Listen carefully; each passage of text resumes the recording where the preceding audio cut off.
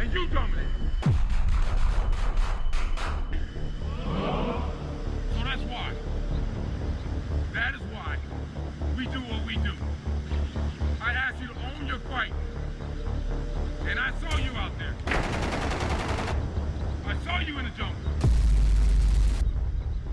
I saw us in KTA. And you dominated. And I loved it. I loved every minute of it. Do the right recovery. Do it right. Because I'm going to call on you again to dominate again. Okay? Next week, they gonna know who the hell we are.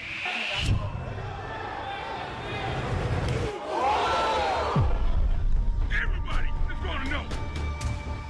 Everybody. If you can't tell the honor I got right now, I'm gonna go big wall for every single one of you. But they will know 3rd Brigade will dominate your butt every moment. Every moment. Quiet. They won't say a word about it. Won't say a word about it. I don't care which battalion it goes to, but I know one thing. That goddamn thing stays right here. You hear me? You hear me? Hands free. Hands free. Can I get one clap? Can I get one clap? Can I get 2 claps? Welcome to Forged in the Pacific, where our purpose is to inspire leaders and reinvigorate the warrior ethos. Using multiple platforms, we're bringing together warfighting professionals to strengthen the Army's profession and our bonds with our partners and our allies. Here at JPMRC, the Army's newest regional combat training center here in the Pacific, we support the theater campaign plan by building readiness, strengthening partnerships, and enhancing partner capacity. JPMRC is the epicenter of interoperability and modernization. Here at the CTCs, our purpose is ultimately leader development, number one, leadership development, and number two, to validate formations and new equipment. And the conversation that we're going to have today is going to revolve around those two big things, right? Yeah. Leadership development, which you guys do in spades, right? And the 25th Infantry Division does. And then validating the new formation that you guys have and validating the new equipment. That's why the CTCs exist. And I think that's what we've been doing together for the last couple of years. Hey, we no surprises, but we just wrapped up, an awesome exercise with 2601. I'm here with the Bronco Brigade, with Bronco 6 and Bronco 7 here today. We just finished up the exercise with our senior trainer being Major General Bartholomews and Sergeant Major Curry that were out here with us. I could start spitting out names for days, but I'm not going to, because I kind of want to get after it here today with a conversation with you guys. This isn't going to be a rerun of the AAR. Sure. That will be up on YouTube. We'll have that up there so people can listen in and hear the exact conversations that we had during the AARs. But this is going to be a week and a half later, a so what. Now we've had a chance to kind of let some of this stuff soak in, and where are we going? But 2601, the exercise as a whole, just to rattle off a couple of things for you guys and for those people that are listening. This exercise happened over 3 different islands. We were on Oahu, we were on the Big Island of Hawaii.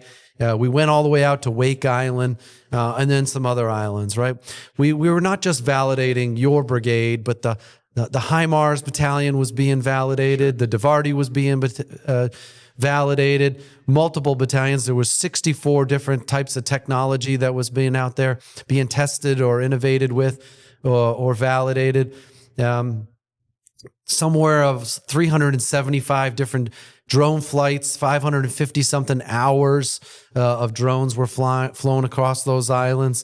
There was over 8,200 participants, and I think that's lowballing it right there, saying that there was 8,200, because there was people that were involved in this exercise. They didn't have to go TDY. They were here or they were on one of those islands.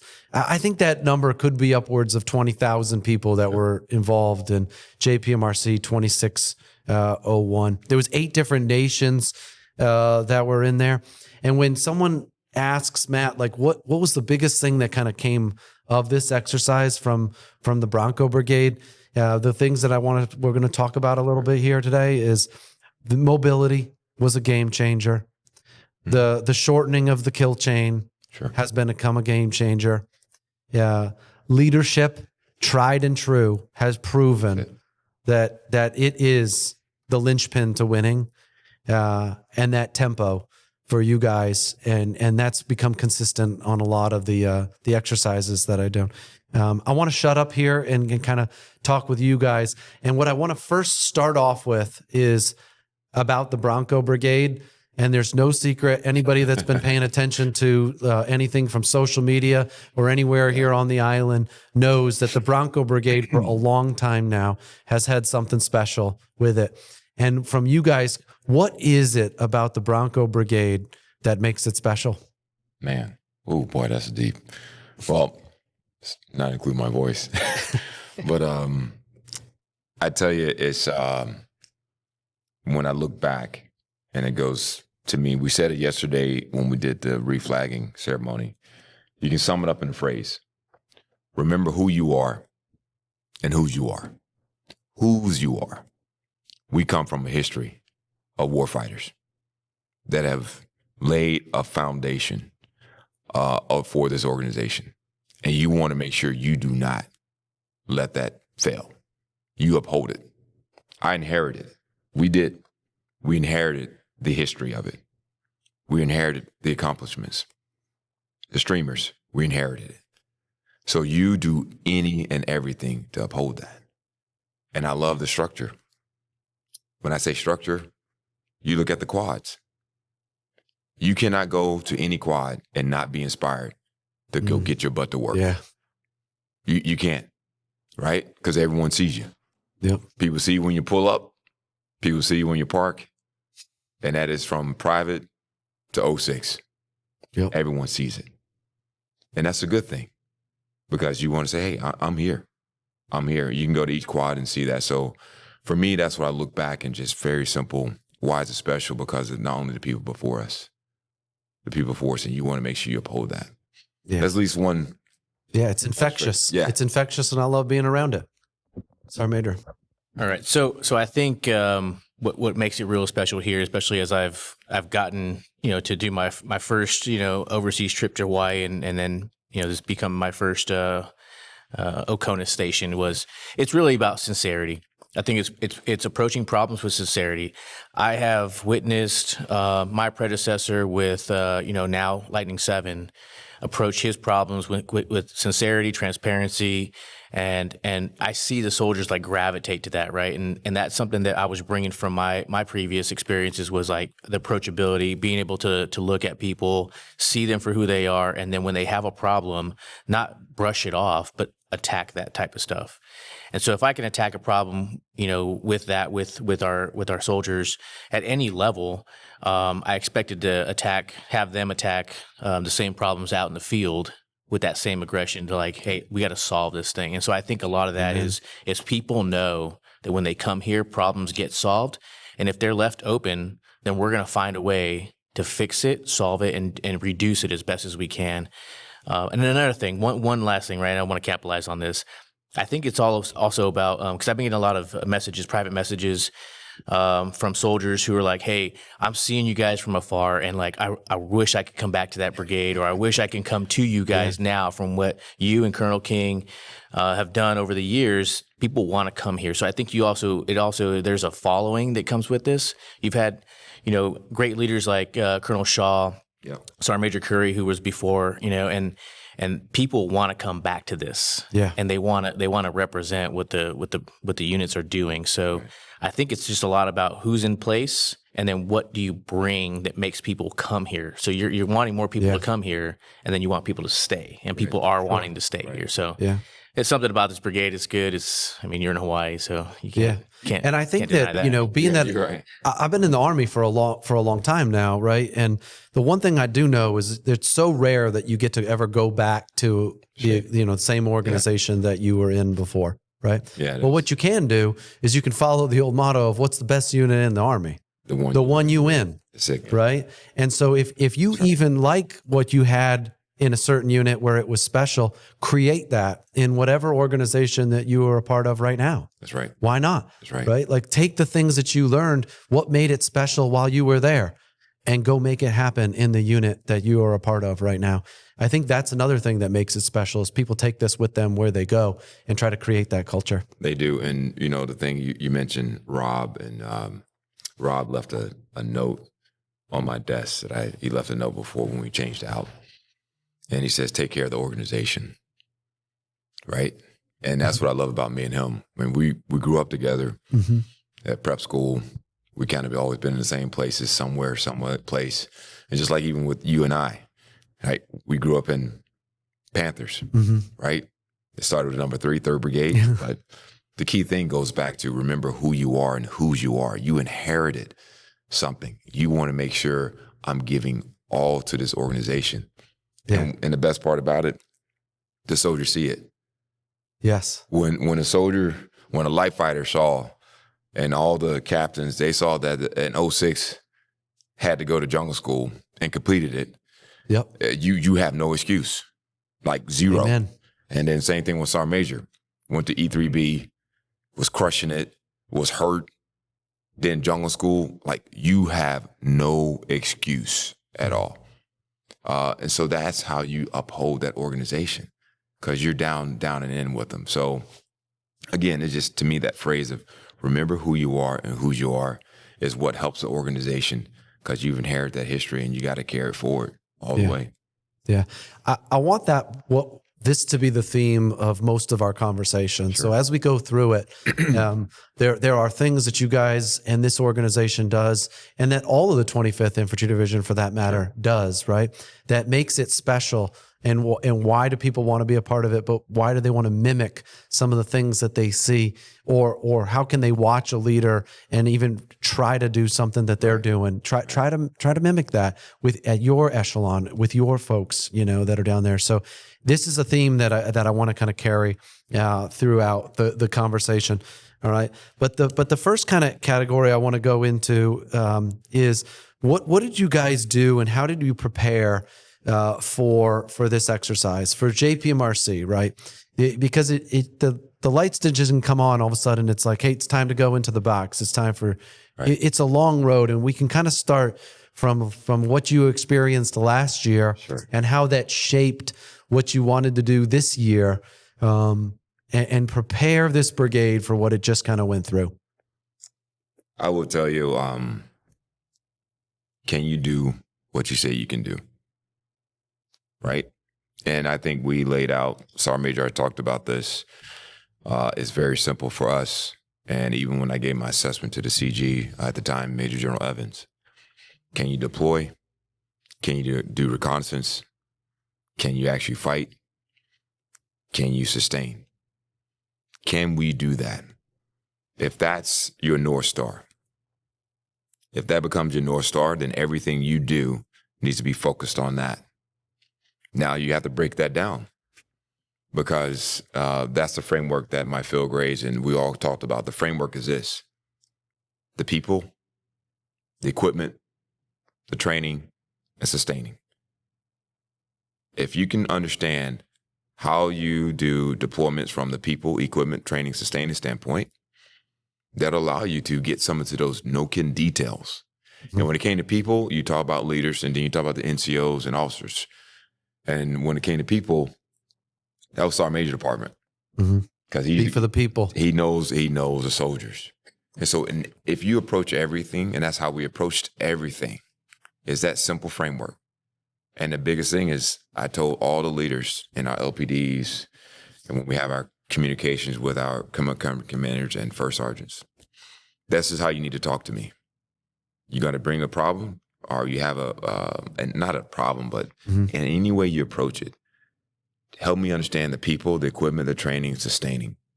And when you go sustainment, you're like, well, what do you mean? Okay, medical, maintenance, and money. If you don't have your medical, maintenance, and money together, it's going to be very hard for you to do any kind of training. So it was that approach that we took with everything. And that's how we were able to get to Bronco Smoke, which was the FSCX company live fires, right? Mm-hmm. And we were able to do that throughout. And then we went to Bronco Blitz, that's company Exivals, and we kind of able to do the same thing. And that's what allowed us to spend over 40-something days as a brigade in the field. Over the course of how long? What, 6 months? Maybe 6 months? 6 to 8 months. Okay. Yeah. Yeah, and so when people ask you, how do you prepare? That's how we started. That's how we started everything. Yeah. I feel blessed to have been able to, because I live right here and I get to watch you guys. Sure. I get to watch the whole division and I see the training progression. I hear on Fridays and Saturdays, gunfire going off at the ranges. I see people roll past my house, in ISVs. I know they're heading to the Cahoocous. Sure. I see, we see those things, that training progression, the home station training, the things that you do to prepare for the exercise.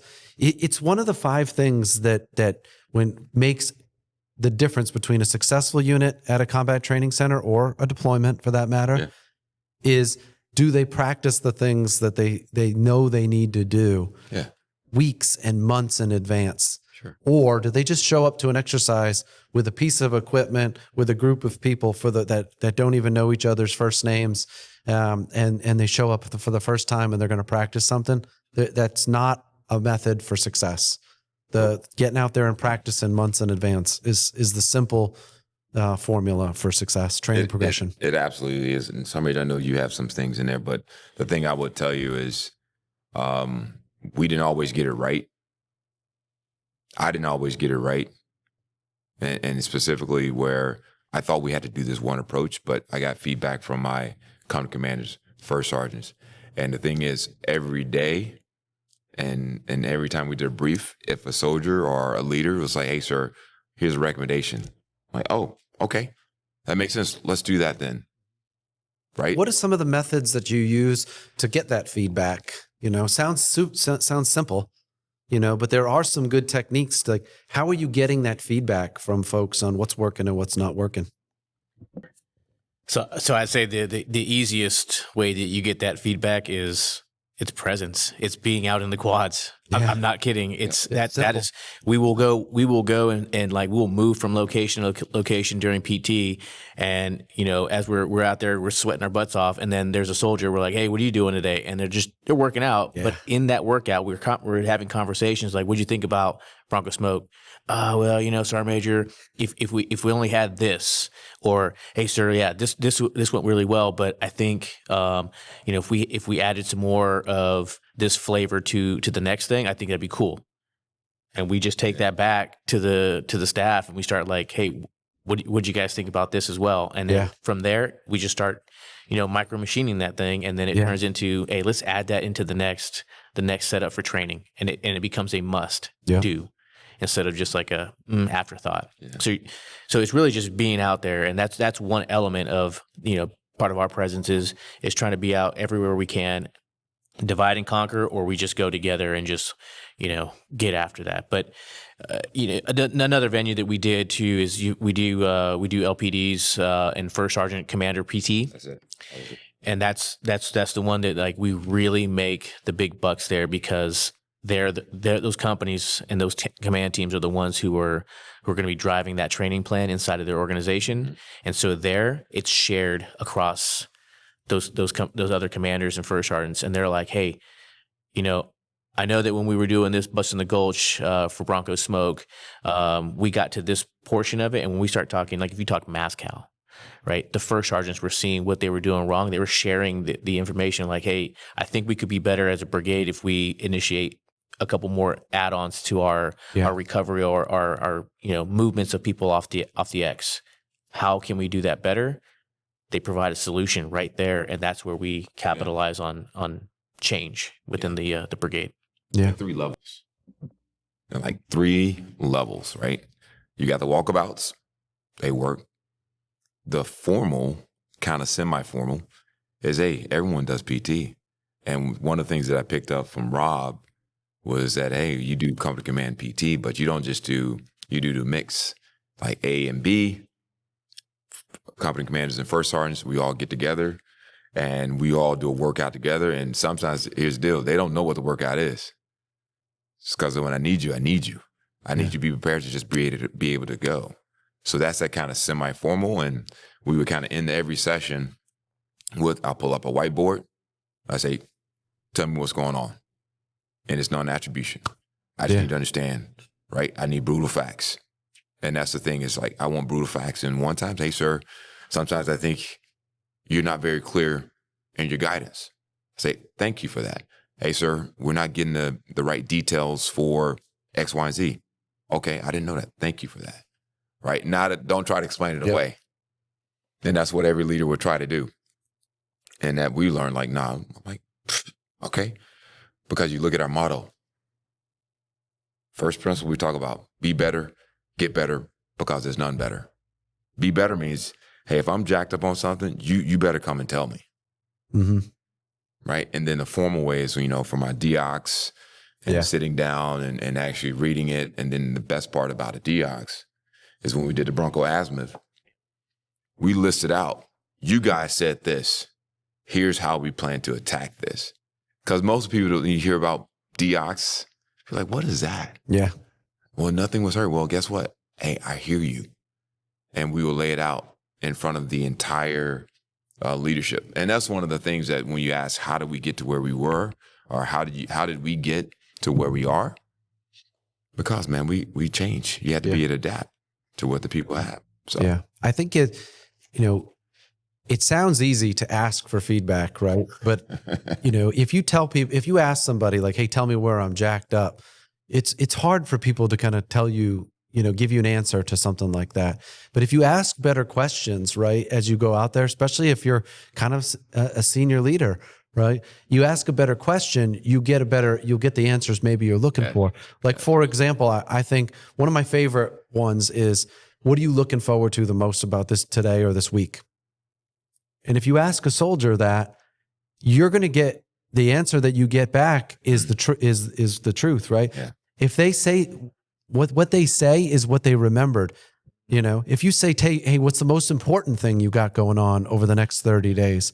And they give you 3 things that were not inside your priorities, you just know that your communication is not getting down to the lowest level, or, it was misunderstood. So asking a better question, right? More beautiful. And that's my favorite question. Every time I show up to the perimeter of a company and I ask the soldiers on the front, what are you looking forward to the most about the next 12, 24 hours? And sometimes I know everything I need to know about that company based on how that soldier answers it. Right. I also know a little bit about the company, whether or not they got camo, whether or not they got a sector sketch, whether or not they got a range card. I know everything I need to know about that company. Yeah. The commander, the first sergeant, everything, just by the way that kid answers the question. Yep. And if you're not in the field, it's in the chow line. A young soldier in the chow, what are you looking forward to this week? Right. They'll tell you, and they'll tell you what's important, or at least what's making its way down to the youngest soldier. No, I appreciate. I mean, that's and if you want to, round out that question, how do we train to get here? Is you get not only the framework, but you got to know your people. And that's when KYP, know your people, and get down and in with them. And instead of, at least at the brigade level, I said, hey, my primary training audience is company commanders, first sergeants. And that's my fight. And that's what I focused on. And that allows me to say, hey, battalion commanders, they got a piece they have to work on. I'm going to let them do that. Yeah. And that allows me to not worry about all the other stuff that comes up. Yeah. Like, no, hey, that's a battalion commander fight. He got that. I was like, hey, No Fear 6, what do you need? Yeah. Cat-Eye 6, what do you need? LSB, Mustangs, what do you need? Okay, how can I help you? Yeah. And if you're able to let the commanders command, but then focus and let them be, let them know that I am going to talk to the company commanders and first sergeants, because those are my commanders. Yeah. That I need to make sure is straight, because I got to provide capable people, right? So that was one of the things I saw that was helpful. especially when then came from all our training events. I spent time with them. Yeah. So No surprise. You guys are spending a ton of time with your folks out there. You're listening to what they have to say. Let us see behind the curtain a little bit, right? What was there anything specific that came out of the Philippines last year when you showed up and you did JPMRC X with the Broncos, and you were like, "Hey, a couple things that we absolutely kind of must get right in this training progression in order to be ready to go for this exercise." I know you talked about medical maintenance, money, sustainment. You talked about a couple of those things, recon and stuff like that. But was there anything that you were a little bit surprised by that you knew you needed to get ready for? if you can't talk, if you can't communicate, it's irrelevant. Whatever plan you have, if you can't do that, there's very little you can do. And I know we had a lot of focus on the LRs, the UASs and whatnot. And that's when I realized, because it was day 5 after my change of command, that I went into the Philippines and then went into JPMRC X. And that terrain is a beast. That weather is a beast. And that allowed me to, when it came time for experimentation, the first time I asked him, I said, anybody, contractor, I didn't care. I was brutal with any of them. I said, okay, did you take this to the Philippines? Can it handle this? Well, not helpful. I was like, nope, don't need you. I said, I'll come test it out.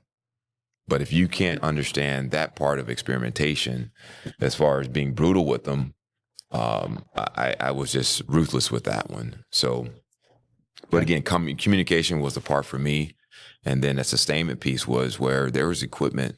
If you didn't have, in the Philippines, if you were not on an actual animal water buffalo, or maybe a gator at the time, or something that like a Polaris Ranger, something like that, you were not moving in that country, period. And that allowed us, at least me, when I came back, to focus on, hey, you have to be able to move and you have to be able to communicate in the worst weather. In the worst weather. And that, and again, when it came to sustainment, power generation, all those things, that shaped my whole experience when we came back home station. And the last thing I would tell everyone, if someone was really shooting at you, I'll never forget, in a barangay. Again, if you don't know what a barangay is, then you really hadn't been to the Philippines. Okay? It's those terms, right? That you begin to, right, pick up. A hobble hobble. They're like, what is that? Okay, you don't know the terrain. You don't know the people. But in a barangay, it's a village. Okay? And guys are running around shooting, those blank fires, and they're doing this. I said, wait a minute. And I brought a platoon leader afterwards, because most people didn't know who I was, because I was walking around in knives. They was like, who's this guy? I'm like, hey, come here. And here's what I asked him. And I said, if someone was really shooting at you and trying to kill you, would you be doing what you're doing? Okay, then why are we doing it? That was a simple question that I would ask any leader, any soldier. I said, would you be doing what you're doing right now if you knew something was shooting over your head or someone was really trying to kill you and shoot at you? And that changed. That changed people's approach. Yeah.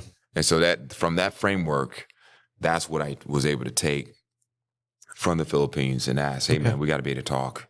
You got to be able to sustain. And that's kind of how we just kind of, ask, like you said, ask the right questions. And that's hard questions. Yeah.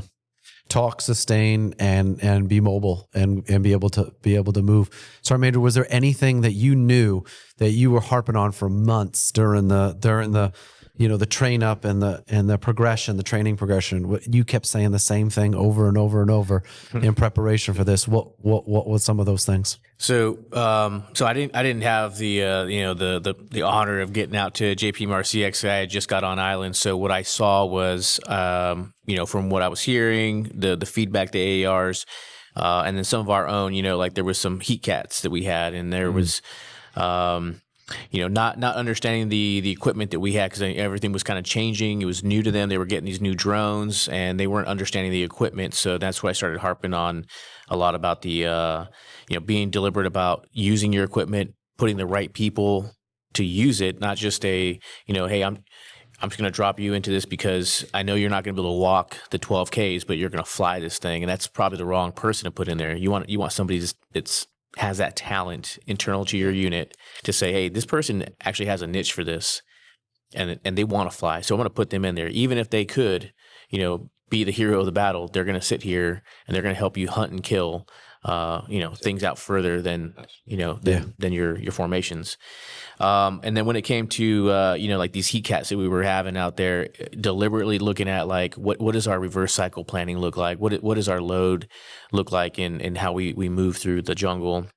So it was like recovering in the day and hydrating and working at night. So those were the things we wanted to start working and implementing through the brigade, going into our next rotations, and becoming that RTU that's going to go through JPMRC. Because to be honest with you, I don't recall a heat cat throughout JPMRC. Yeah. I don't recall us even having anything that was real world to that. I mean, we had some real worlds, but I don't think there was anything that was related to a heat injury because units were preparing themselves. At least I hope that they were preparing themselves, because that's a pretty good takeaway that we established here. Yeah, that's a huge takeaway. Not a little bit of a takeaway. A huge takeaway was that there was never conversations about, mass heat casualties, companies not able to move throughout the terrain because they were either out of water, out of sustainment, hadn't done enough recovery, weren't prepared for something like that.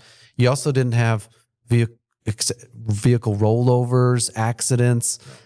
People were being disciplined. They were moving slow and methodically, right? They weren't being reckless. Mm-hmm. We had no significant injuries, no significant accidents. Like, that's not an act.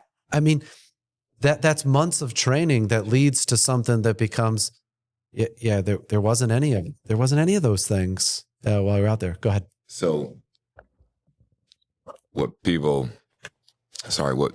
this is rich, because what a lot of people don't understand is, as a squadron commander in 101st, we had vehicles, and this right here was one of my first sergeants. So we knew each other when it came time to vehicles. We knew it. We understood it. So now, as we begin to transform, and we knew we have all these vehicles, we're like, okay, driver's training. You will execute driver's training. And it won't be this, hey, I just drove down the road. No. It'd be a little bit more than that. And we had from an actual deliberate program and being real. Like, hey, dude, you just can't have your LI and LE. Be like, what is that? You don't know the language. Mm-hmm. A licensed instructor and a licensed examiner can't be the same people. Right? Those are details. When I started asking questions to company commanders, they like, your program's jacked up. Nope, redo. And that allowed us. Yeah, because we got more vehicles than we've ever had now. There you go. Exactly. So those are the lessons that you learn from JPMRCX, but also from previous experiences. Yeah. And again, being mechanized before, you understand the maintenance piece. You understand that, hey, in order to be reliable, you got to be able to move when it's time to move, man. You can't be like, oh, sorry, I got to fix this thing, or, oh, sorry, Major, oh, sorry. No. So that was kind of the drive, at least for us, as we were doing our train up. And the other part from JPMRCX that we begin to switch up, understanding from the heat casualty standpoint, is that how you train going in. Legs, longs, and load. That was the first thing I told General Evans is my feedback. You have to figure that out. You have to get your legs, lungs, and load in order to prevent that. And you got to do reverse cycle, man. You have to start training in the daytime, in the middle of the freaking day when it's hot, so you can understand how it feels being in the jungle. And the best part about it is I made my schedule that way. Mm-hmm. My PT schedule that way. So if we were doing a PT with company commanders and first sergeant on a Thursday, I said, guess what, guys? That's a push day. And then if it's on a Monday, that's a longs day. So again, you have to basically adopt your schedule to what you want to emphasize. Yeah. So that was one part that we saw that was helpful. Yeah. I mean, I don't want to skip forward if there's other things that you guys, want to talk about when it comes to the exercise, but I'm really interested in the so what's of the exercise, right? Yeah. So when you talked about mobility, communication, right? You talked about the ability to sustain yourself out there. You validated this new formation, right? Sure. What worked significantly well out there to do those things during the exercise? And then what didn't work well? Like what from a validating your formation, what were the things that stood out the most that worked, from a formation standpoint to solve the challenges that you guys said you wanted to get right. It's kind of the so what. I go right off of, we wanted to ensure that when it came time to C2, from my talk, TAC, plans, and ALOC, can we actually communicate at every level? That is upper TI, lower TI. And then we were actually forced, or not forced, we had to adapt and create a fifth node, and that was the TAC Light, to basically have a brigade C2 node that would deploy to the Big Island, and it had my Brigade XO and a SAR Major. Took the middle seat out of a ISV-9, took it out, put every platform we could. MUOS, TSM, Starlink was in that vehicle, and we were able to operate, and that worked. SAR Major and them, they took it. We took a fires person. So you had a fifth C2 node, and that worked. And that was just ingenuity between a master sergeant all the way down to a private, to even lieutenants, putting something together. And SAR Major is like, hey, he even owning, but really taking the drivers in the team. So that worked. And that was extremely helpful. And the one story I harp on was, as 3/4 calf, we're preparing to deploy, right? The plan to do their prep. We're still kind of in the fight, but we're still not yet, but we're doing all our pre-training. So I went down to Hickam, and when I stepped into the ALOC, and I was able to maintain the same systems that I had in a TOC, I said, that's the standard. When I could literally fight out of that if I wanted to, because they had all the systems there for me. And that is something that I found out that worked. And again, with Starlink, and we worked it out. The other thing that I found out that what worked was kind of our attack and being able to move, and our talk being able to move. With the 2 LMTVs, about 2 other vehicles, they were able to hide, and because it wasn't too big. Wasn't too big, and we were able to camouflage it. That worked. One of the things that I'm learning that did not work, and then I'll pass SAR Major anything you saw too, just right, the initial thing that I saw that did not work is sometimes when you depend so much on your UASs, when the weather's crappy, what's looking for you? Who's helping you gain and maintain contact, right? MFRC has been doing, I think, a phenomenal job, but then that was a new formation. And what didn't work is they are not a squadron. They cannot look at multiple NAIs for me. That did not work. And we adapted to say, hey, I need them to focus on the thing that's most important to me. And I had to make that adjustment in mid-stride. And that allowed us to focus them on the priority. And the last thing I would say right now, just initially, I would say the NPCs, man, they worked. They worked very well with the battalion commanders and helping us to kind of shape and understand what was going on. Because they also had they had the fires. They had the, as far as the capabilities to make an impact on something that they saw that was a high value target for us and for me. And I was like, you don't need to ask me anything. Kill it, period. So that's one of the things I look back and I say that truly worked. So amazing thing. Yeah. So, I mean, I'll start off with what didn't work, right? Because I want to end with some, at least on my part, is what worked well. Because, I mean, everyone did a really great job out there, but I think what really did not work very well for us, and this is a failure that I credit. I talked this to first sergeants. I tell this to soldiers, where I didn't emphasize our MASCAL logistics after the CCP, after the company CCP to the roll ones. They were great. And once they got down to the roll two, like exercising from Bronco Blitz, if we had probably put more emphasis there as a brigade to move them from the roll one to the roll two and then beyond. And so when it came time here, the companies got all their guys exactly where they needed to go. And then once they got to the roll two, that's where we started running into some issues of logistics on like, okay, so they're at the roll two now. Now we're trying to move these guys to roll threes and now get them out of the fight completely. And then the logistics of getting them back in. And that's where I think we didn't stress it enough during our the company live fires at least, and then down to the company sticks. We could have added some more in there. So I put that on myself because I know as a senior advisor here, when we look at MASCAL, we look at medical sustainment, and that was one of the things that I thought that we could have owned a little bit better. But in the end, though, as the fight progressed, the CLCs came on board. The logistics were there to transport and bring people back in the fight that were waiting to be picked up at the PHA. We started learning and adapting to it, and then it eventually became a good measure of our systems.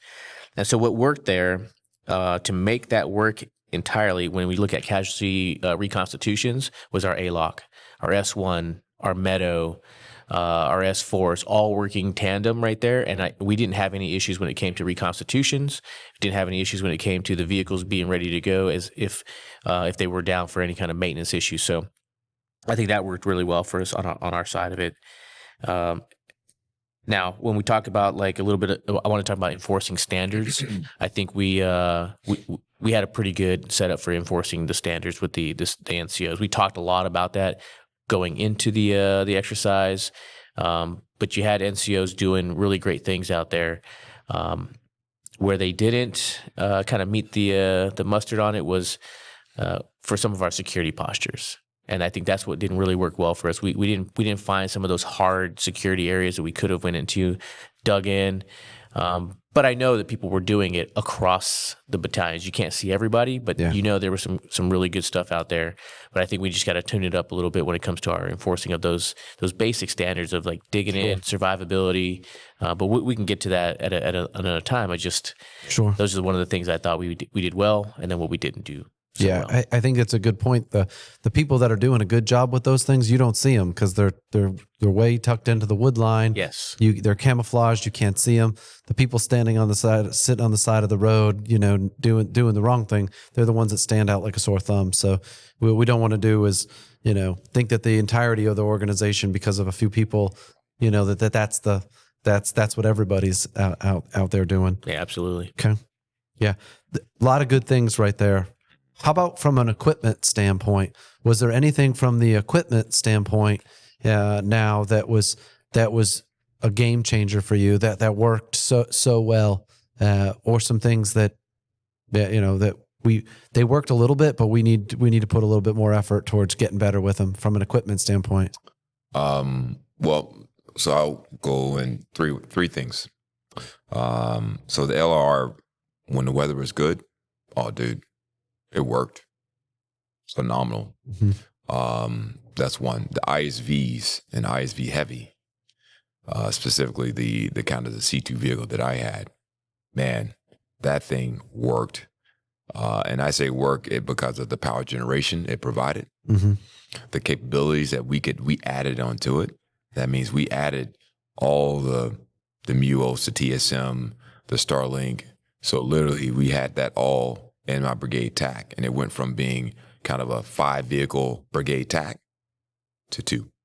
Yeah. 2 vehicles, right? And so that's something I saw that from an equipment standpoint, like, hey, we need to really emphasize how that can get utilized at the brigade level, recommending at least minimum 2 at every brigade to include the logistics, the sustainment brigades, and definitely the fires brigade. They got to I think they got to be able to have that. Yeah. From that ISV heavy standpoint. And then the ISV 9s are the ISVUs, right? Those are utility vehicles that we're supposed to be getting. No fear. It changed how you're talking about game changer. That thing was able to get into places that the Polarises could not. Yeah. That blew my mind. And so they're looking at, hey, you can now have a battalion TAC and a battalion potentially CP node that will have a good power generation and good maneuverability in the terrain and more mobile and definitely be hidden. Yeah. And that was something that I saw that really worked. Some of the things that did not work as well, we talk about C2 on the move, at least some of the structure they had in there, because the way the system was set up, it sometimes did work, to be clear, but there was a thing where it had to be rather weatherized and ruggedized, and that was not always there. Okay. Right? So if I'm seeing a bunch of blinking lights from a system that's in the back of a truck, I said, that's not good. So somebody's going to find you. Yeah. Right? Another system that I think worked well was our S2AS system. That worked really well, but it always depends on the terrain. Yeah. Right?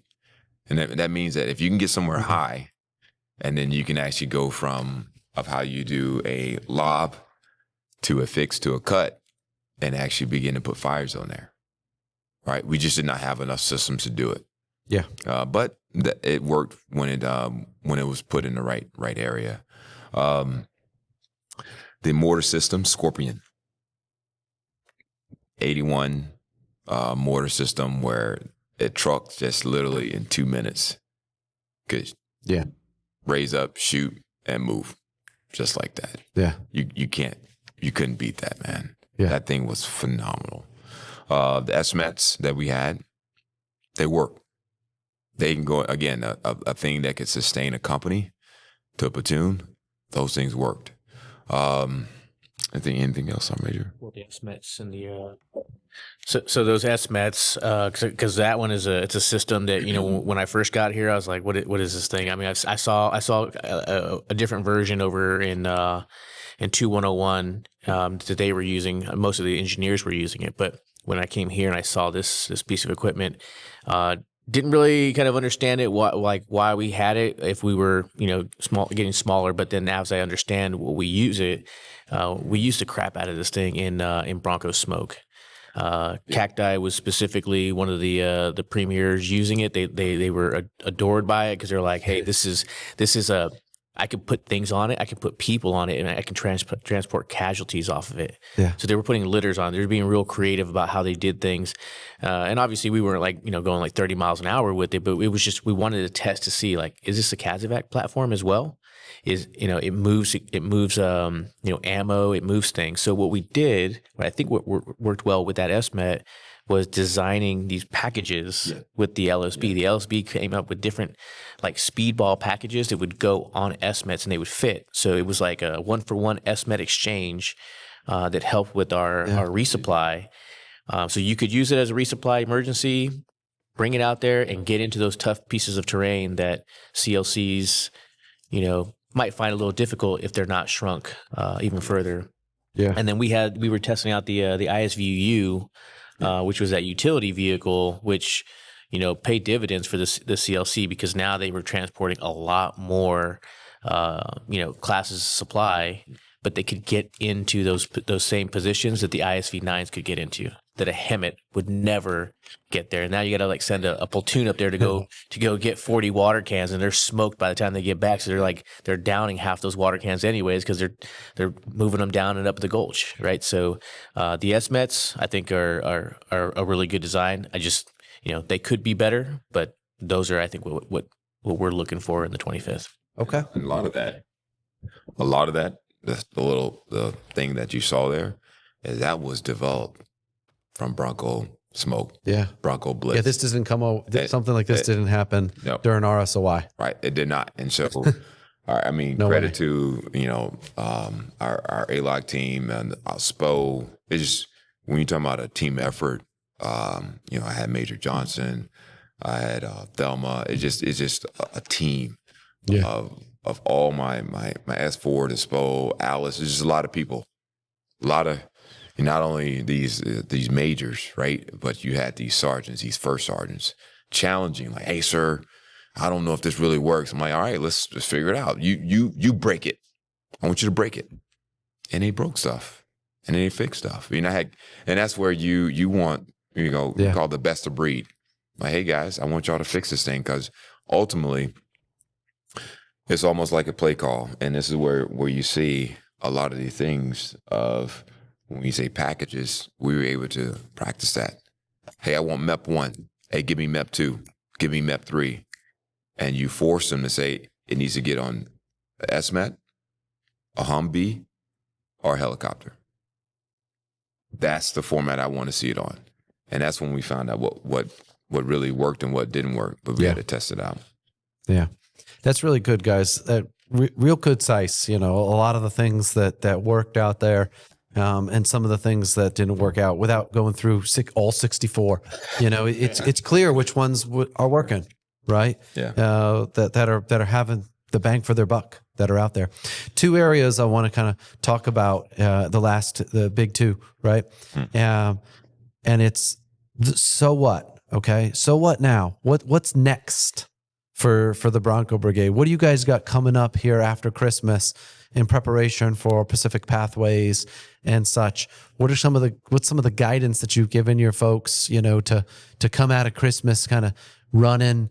And then we'll wrap up with, how the last 2 weeks went with, the mentality and, Tropic Lightning Week and how that kind of that culture, of winning, at everything that we do is the mentality that we do. Not just in the Broncos, but in the 25th and in the Army and what we're about. Those are the last two. So what's next? What's coming up after Christmas for you guys and for the Broncos? A couple of things we realize is sometimes I hate the word busy because people use it as a badge. People are not allowed to use the word busy around me. Don't. You have to be engaged, and sometimes you got to disengage. Be engaged to a point where you at least understand it so you all in and receive what's going on. And this is where, from a standpoint of understanding what the brigade needs, not what I want. And we realized real quick that, man, there are multiple activities being stacked that we're not thinking through right now. And so I say, hey guys, and literally this was in a meeting that it hit you. And I was like, we got Bronco Surge right now. We just came out of Bronco Swarm. We got a surge. And what that meant is slow down. Let's just make sure we consolidate everything that we learn in JPMRC. We learn how we actually now need to communicate. We learn how it does when we actually need to be mobile and taking care of the drivers and vehicles and our equipment. We learned that. Now we have to make sure we consolidate all of that learning and then now be able to apply it and give it to new people showing up. So you asked me, what are we going to do coming in January? We got to make sure we apply all this new stuff that we've learned. So when new people come in, they can embrace it and be part of it. The second part is we have new stuff that we have to take and receive. But before you do that, you got to be prepared to deploy, man. Remember how our job is deploy, recon, and fight. And I realized that to deploy, there's a lot of things that you have to be able to do just to get a unit out the door. And that allowed us to specifically focus on the battalion and say, you will not be part of E3B right now. You won't. I want you to focus on deploying. period. Then there's new equipment that's coming in, and there's stuff you got to get away, get rid of, right? And when that new equipment coming in, it doesn't just happen by itself, and it goes back to the framework. Do you have the right people? Do you have the equipment? Do you have the training? And do you have the right sustainment to receive all this new equipment? And the last part is that there's transitions coming up. And that is, again, you transition, there's going to be people, leaders that have to transition. Equipment stuff that has to transition. Things got to get on a boat. That stuff's locked in. There's training we got to do at JPMRC X. Yeah.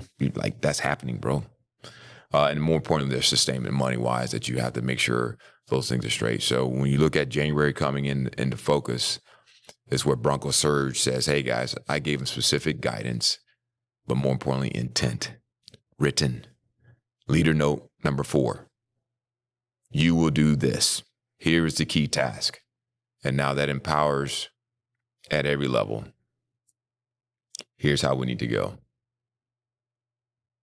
And that's what we're looking forward to in January. Okay. Sergeant Major. Right. I always say that he's in my head because I've already got some stuff in here. It should be Consolidated learning, if right? you said a bunch of different shit right now, that like all of a sudden we'd be like, "What? He's in my. It's too much. It should be the same." Yeah. I mean, I talked about in here. I had consolidated learning with some of our papers, right? So we got some papers that are coming out because we want to get that shared experience out there for January and February because we're not only preparing ourselves, but we have to think about the Army, right? So like what our experience is going out from the 25th to show that this is what we want others to see, not merely for, who's the author. It's about what can you do to better the Army if they're looking in this direction and they want to be better, then here's some stuff that could make you better. You just got to read it. Yeah. Recover. We talked about that when we did the brigade award ceremony for JPMRC, the Post-JPMRC awards. We talked about recover, and that's everything from people and equipment, but more importantly, taking care of your family during this holiday period. We know that at some point we may be called up to go look around and be active during our holiday season, but at least for families that are not and soldiers are not, they're there like specifically to recover and then prepare for the Philippines here shortly after the new year. And then we know that we have new teammates coming in. So having the new teammates is going to have to kind of shift and balance our teams now, who had some stability going into JPMRC, and now we've got new folks coming in. And so what I'm planning with the sergeant majors now is that we're going to look over our manning because we do have, and this is a great thing. It's hard for us in the brigade, but it's a great thing. We just had 6 of our senior leaders selected to attend the Sergeant Major's Academy. Wow. So, I mean, that's a pretty big punch to the gut here, but it's a good, They'll leave in the summer. They're going to leave this summer. So they won't go to the Philippines. Nope.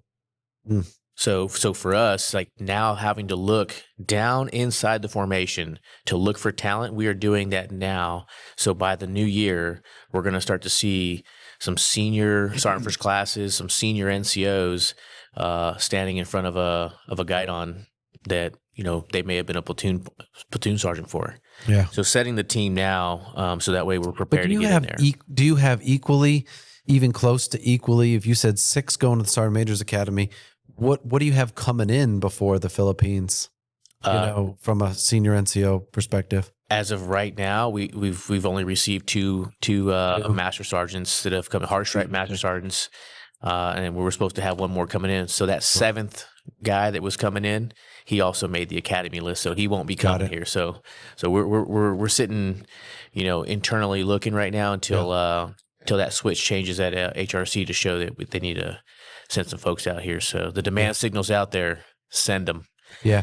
And I'm hyper focused on that. And you say, well, why would JPMRC be hyper focused on that? Because we're the organization here in the Pacific that sees every brigade. We see the Divardi. We see this Warrior Brigade. We're going to go see the Arctic Wolves here in a couple weeks, right? We see the Angels. We see the 11th Airborne Division, right? And so they're going to ask me these questions like, hey, is the Broncos going through the same thing? You know, what should I anticipate, right? And what I'm trying to do is connect the dots between all of these brigades that are out here in the Pacific, because they're all going through the same challenges. If you had 6, what about the Warrior Brigade? What about the 11th Airborne? You know, they got very similar. So where are those people coming in to take to take those companies, right? And to get them ready, not just for an exercise, but to get them in front of a guidon and get them out in front of a company. And sometimes those NCOs are here at JPMRC, and it's time for them to leave as an OC and go back and put a diamond on and go be a first sergeant. Yeah, right. Because they've been with us for a couple of years now as an OC, and vice versa. That whole connection that is what I'm hyper focused on from a people standpoint. And you're the chief of the people. That's what I call Sergeant Major Porter, the chief of the people. But I think like when you can make that connection though, like when we talked earlier on about like what makes the Bronco Brigade so special is like, yes, when I can put a platoon sergeant who loves their organization just as much as they were in a platoon and then move them up and they're like now sitting in front of that guidon, and I mean you just exploded their mind. They're like, I love this place even more because now I've got a company. Right. And if you're taking folks from other organizations and we're interpost transferring now over to this brigade and putting them in front of a guidon, they love it even more because one, they get to stay on the island a little bit longer. Right. Yeah. Then they get to be in a brigade. They know the problem. It's going forward. So internally, I think that's what, you know, that's where we really like thrive here is we've got good people that want to be in this organization and help drive it forward that it already is. Yeah. 5 of the captains that we have right now at JPMRC are coming to the Warrior Brigade and the Bronco Brigade, and they're going to have Alaska, Hawaii, and Philippines stink on them when they come to you, and they're going to have seen all 3 of those rotations, right? And then we got the same thing going on in Alaska. You know, post-KD captains coming over to be a part of those OC teams. They know the Arctic, they know the terrain, they know the challenges, and they come back and forth and they go out to the Army. And then we line that up too with what JRTC brings out to us and NTC. And we learn from what they're learning from the 101st and the 82nd, but they also see what we're doing out here and then bring that back to their CTC.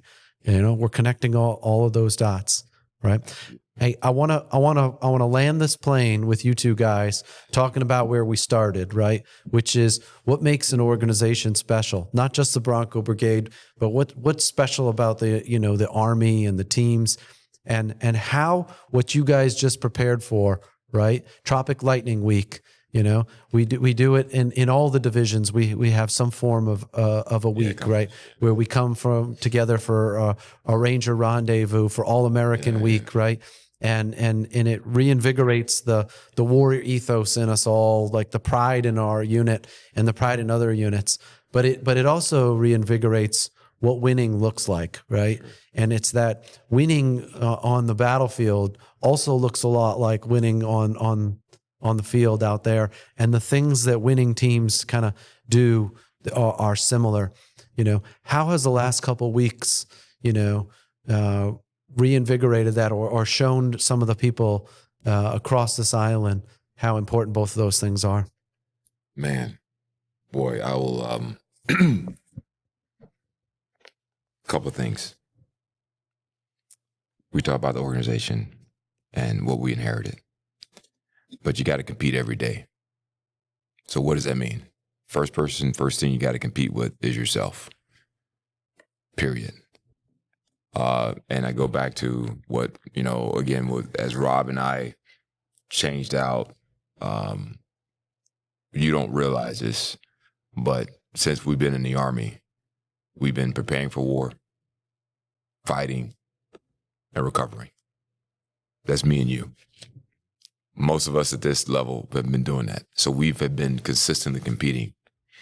And then when you're able to take that and look at the organization that you are part of and infuse that in every day from PT and just from soldier discipline, leader discipline, because leader development is one word and continuous, right? At every moment, you got to be able to engage in that department.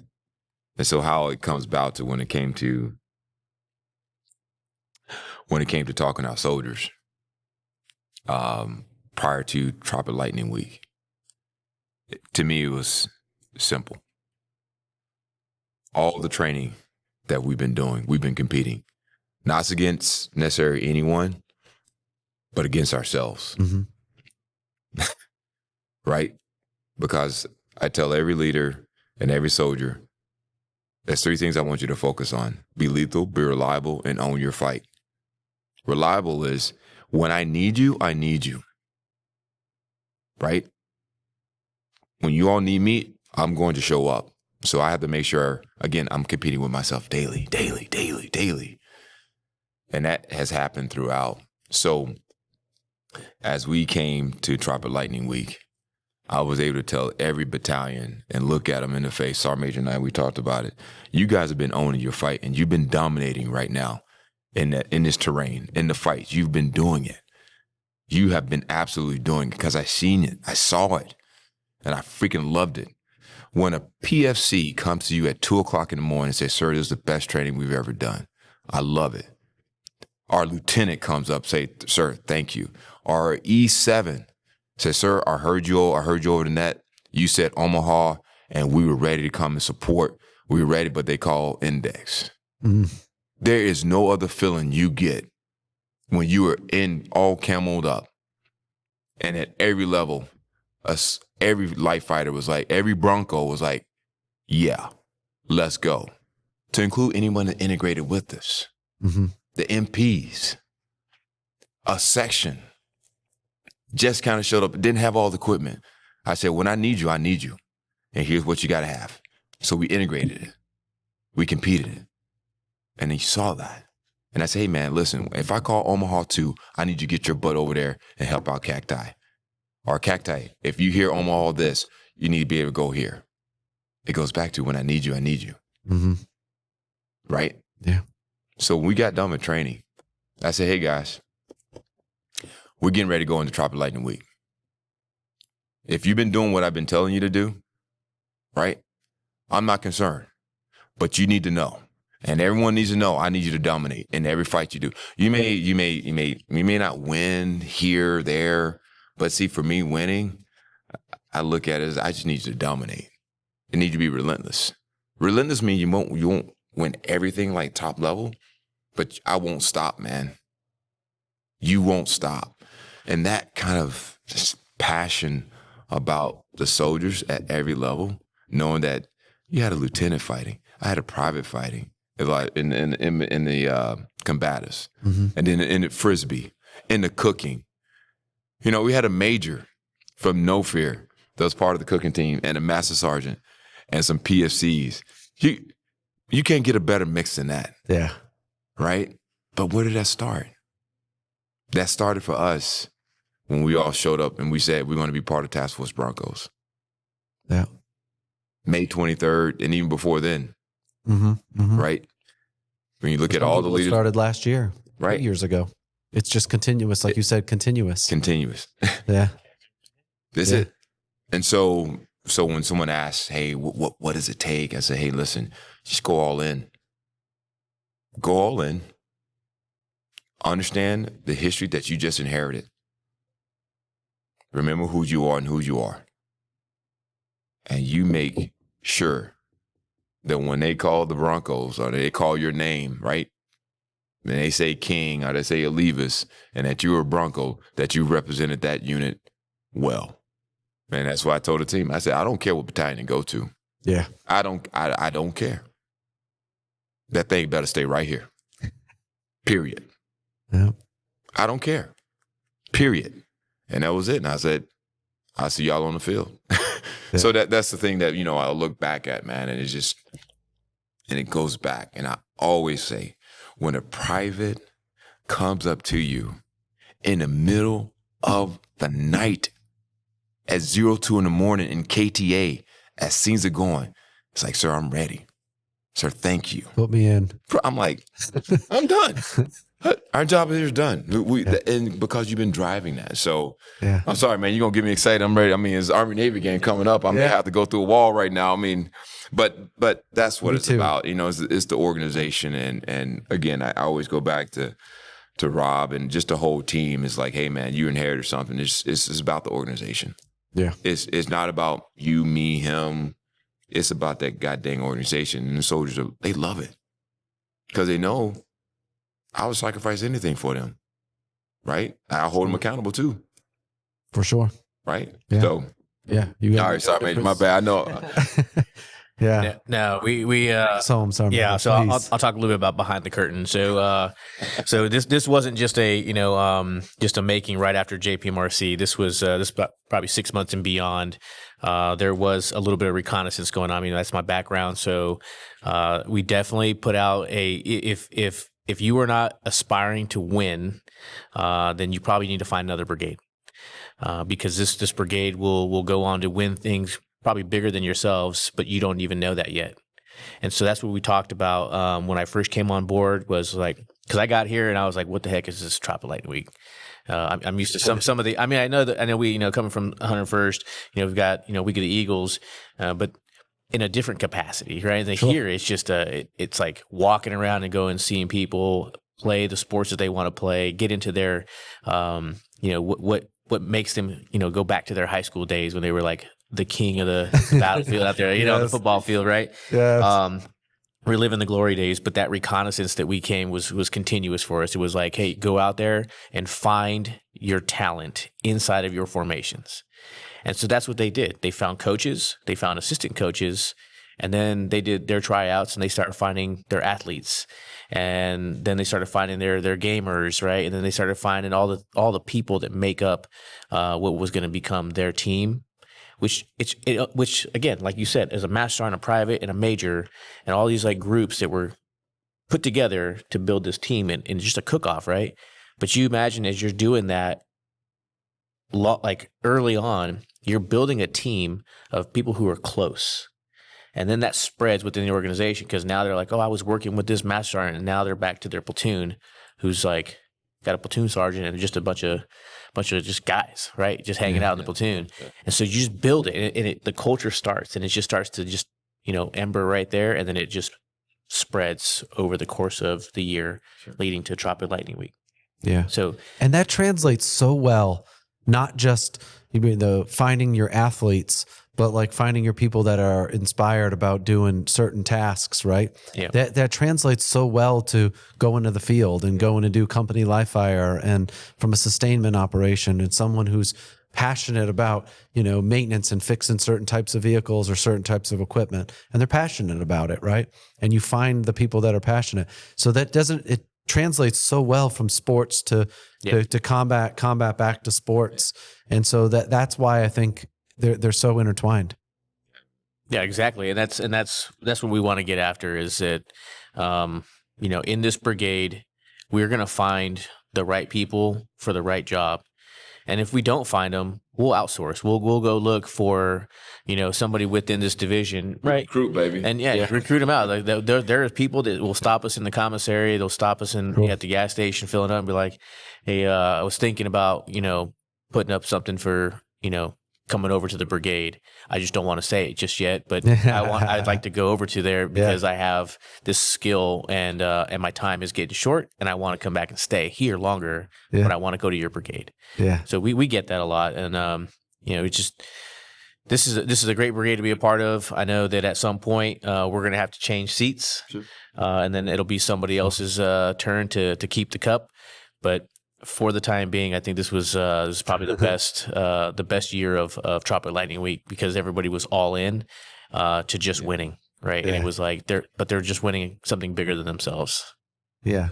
Well, thanks, guys. Hey, I want to give the last shout out to you two guys, and taking the time today to do this and share this with me and with anybody that's willing to listen, that wants to listen. I know there's a lot of people out there that want to hear the so what that you did. I got a page full of notes right here, that I've got. I will absolutely be sharing them with every brigade that I touch base with. Absolutely. That's why we're doing what we're doing right now is to maximize this, profession that we are a part of, right? It's not just doing it for our team, right? It's doing it for all the teams that are out there.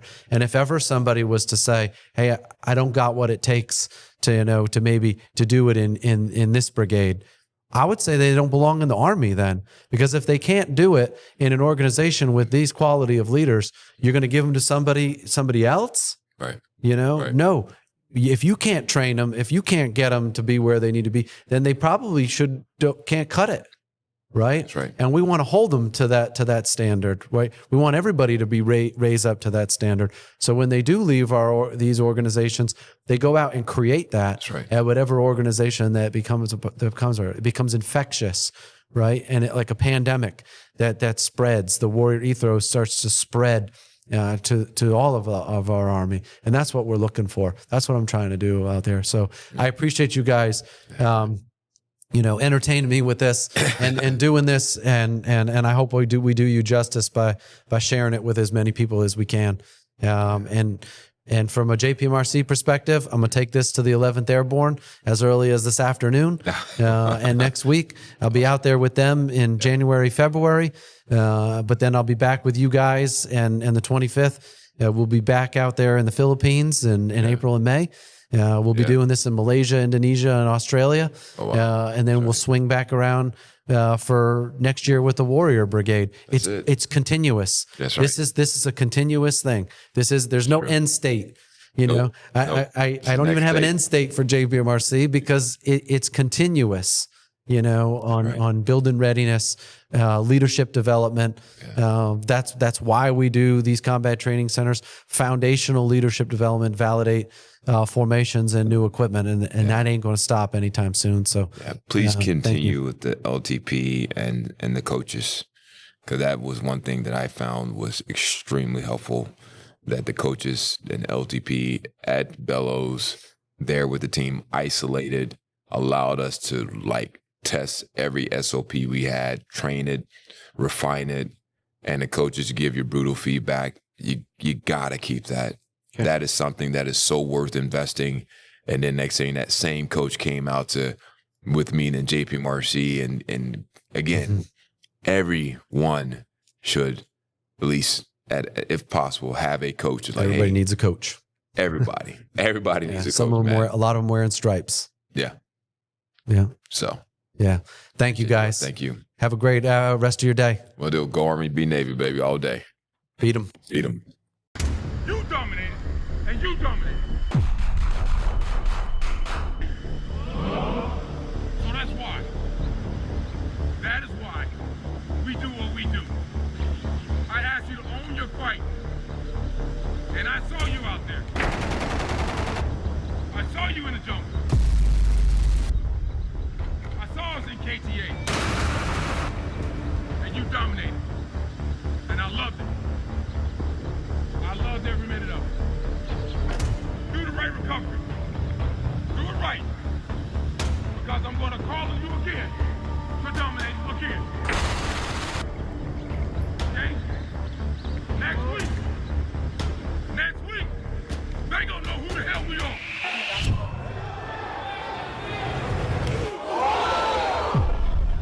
Everybody is gonna know. Everybody. If you can't tell the monitor I got right now, I'm gonna bring a wall for every single one of you. But they will know 3rd Brigade will dominate your butt every moment. Every moment. Quiet. They won't say a word about it. Won't say a word about it. I don't care which battalion it goes to, but I know one thing. That goddamn thing stays right here. You hear me? You hear me? Hands free. Hands free. Can I get one clap? Can I get one clap? Can I get 2 claps? All right, get back in formation, son.